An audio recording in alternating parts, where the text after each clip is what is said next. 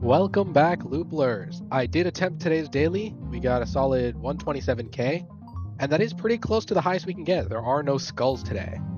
So our goal is really to just survive and get the max amount of loops without having to use any score modifiers. I have found that the bottom route is the best for this run. It gets you a gold gate early and then also gets you a couple other gate packs, plus the shop was really good. Not full bottom route, you go middle for that middle shop. But yeah, nothing crazy. You can also ban pacifier here, which is fantastic. 100% worth the ban. I don't think there's any poker chips, so we kind of just cruise off of that, and there's no like misclicking your purchases. But yeah, gold gate. We do end up getting an identified flask as well as gold rush, so the gold gates do get phased out later. But our main scoring for 90% of the run is ghost gates and then fuel modifiers. This is a very slow run in that it takes really long to win. It took about 32 minutes for the whole run, and the last round took 4 minutes, but the ones prior take fairly long, even though their scoring is lower, just because you're relying fully on ghost gates to do all of it, and neither your speed nor the ghost gate speed really gets past around 1,000 top speed. So very, very slow, but nothing too complicated as long as you just buy the same things I'm buying. Obviously, again, you can experiment, do your own variations, and probably get a better score, but this is what I came up with after a couple attempts. Here we get our fuel efficiency, and that is most of our cards done. We don't really have to grab too many. I think here I do grab a little bit of extra scoring, which I'm not sure if you can get away with not grabbing. Might be worth a try since it's so early in the run. It can't be too crippling. But I do grab this Loopler here, and it helps us get through round 5, and then we basically get rid of it immediately. We don't need it after that. Like, as you can see, we only lost like what, 20-30% durability. You could probably lose all of it and get a couple more loops out of this round, but I don't know if the extra like 50 loops is worth it. Or yeah, it's gonna be like 50 to 100. But yeah, there's our gold rush. And then I sell the Loopler at some point. Not sure when.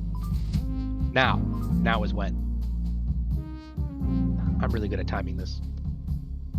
But yeah, make sure not to spend all your money in this shop, because we have a shop right after this. I did forget on a prior run and had to reset. This is actually my second attempt recording this video.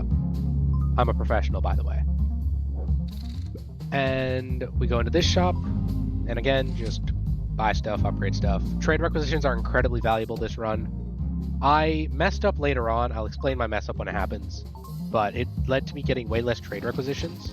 I scored higher than my last run, but I think I could do better if I didn't make that mistake and gotten more requisitions. This daily was really fun because I did get to record it in voice chat with Duckles, Louderup, and Juan, so that was cool. It's the first daily I've ever recorded live, and we got to really like talk through the run, I guess. Not in any way that helped, but like, you know, just see what's up, talk about it, talk about how the daily's been going, and then also react to stuff like pulling fuel consumption on that tank. We do want fuel consumption and refuel efficiency on the tank, and because of the strategy we use in round 12, we want boost gain on the engine, and you want the ghost car speed increase, as well as boost decaying slower on our engine, and then we want minus fuel consumption and refuel efficiency on our pump. You can swap the refuel efficiency with boost cap on the pump. Really up to whatever RNG gives you. I forget what I got, but I don't think I got boost cap on the engine, but it's not necessary. You definitely do want boost gain though. We do use an overload gate in round 12, so the boost gain helps tremendously with getting to a higher speed, and so round 12 is faster. And then also you can get a couple more overloads because you get so much more boost. Yeah, we just upgrade that. And then we grab, I believe, boost cap here, and then I get plus fuel, unfortunately, as my second modifier. Either of the other two would have been better, but it didn't end up losing me the run. I think I lost a couple extra durability in some spots. But I think fuel consumption, as long as you get minus fuel consumption on one part and plus refuel efficiency on another, you should be fine.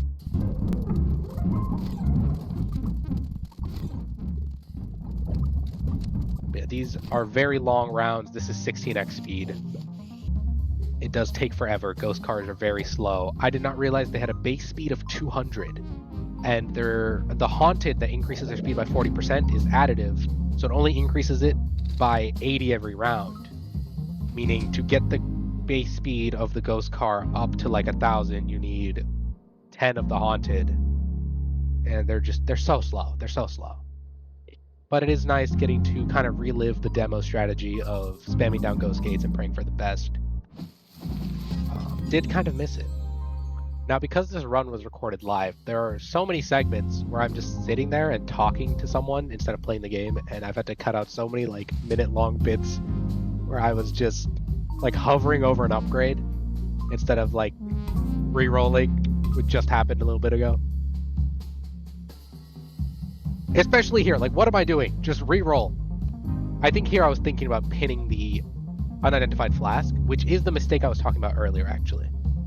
I pinned it, which meant I had only 3 of the remaining 4 shop slots left to re-roll. And so if I were doing this run again, I would avoid pinning that and just seeing how many times it comes back. Because if you pin it, it's going to be there every shop. If you don't pin it, it has a chance of coming back, but it's not guaranteed. And I don't know why in my brain I thought that was worse. Like the chance of it coming back was worse than it just guaranteed being there. So I pinned it and lost out on a couple trade requisitions as well as some other items. But it didn't... I scored higher on this run than the last run. I think also because I went faster in the last round and because I didn't buy an unidentified flask, which ends up triggering your frozen drift that you grab in round 12. If you're not careful. But because I don't buy it, it doesn't, and so I can trigger it when I want, which means I can go faster earlier.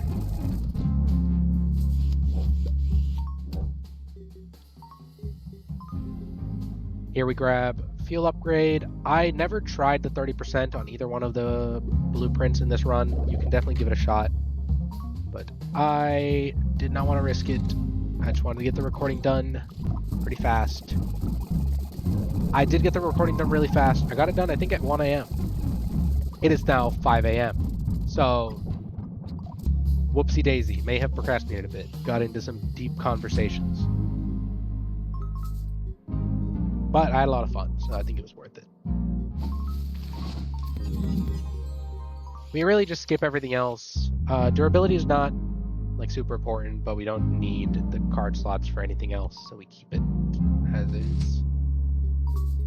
You know, my girlfriend's mentioned to me that I have this really bad habit of trailing off the end of my sentences and going really quiet. And I've never noticed that before. But rewatching a lot of these recordings, I'm noticing that at the end of my sentence, I just trail off and go really quiet. And so I understand now. I get it. She was right. You know, I'd love to say it, but she was right. Man, it doesn't hurt, but like, I should have known. She's like always right. So, fun realization. I'm not going to re-record them. I'll try to do my best to not do that as much anymore, but I did notice that with a couple of clips just in this video alone.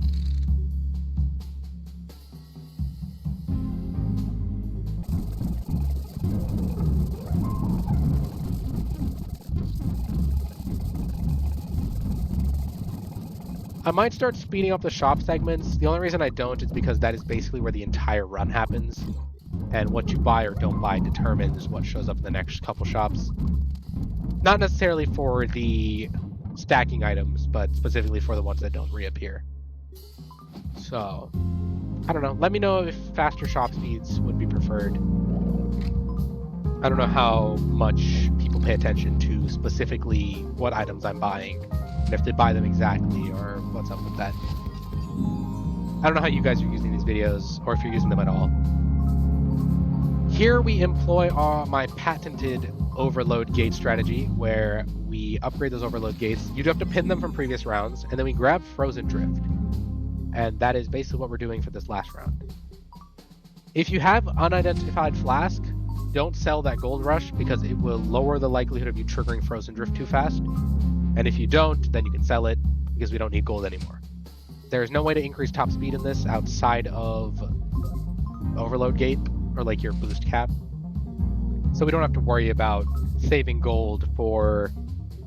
or generating gold for something like golden wheels. But it does make the run very, very slow because our fastest speed we can like theoretically go is like somewhere around 1200. And then obviously ghost cars can go a little past that, but we would need a lot more haunted for it to go faster. But we do solve that with round 12, which is, I think, one of our faster rounds. Faster than round 11, at least, because we can go past our boost cap. Ghost cars don't do that anymore. They don't copy our top speed like they do in the demo. Imagine if they did, though. Like, if you have, like, 2 million top speed and your ghost cars just start super duper fast. That would have been awesome. But very game breaking. And I think it would have been worse actually for getting higher loop runs because you do need a lot of time to build up that your like boost to bug out the game and lag it. Yeah, here you can see me very slowly upgrading or re-rolling modifiers. And then we send it. I just send the freeze all the way to the left. There I upgraded the drift frenzy on the wheels, which if you have any drift frenzies you want to upgrade them here instead of earlier. Actually, there's no turbo flank, so you can't just do it earlier. I lied. And yeah, we just freeze our way. This was again 16x, 4-minute long round. But we get a little bit of overloops, and that's it. That's the run.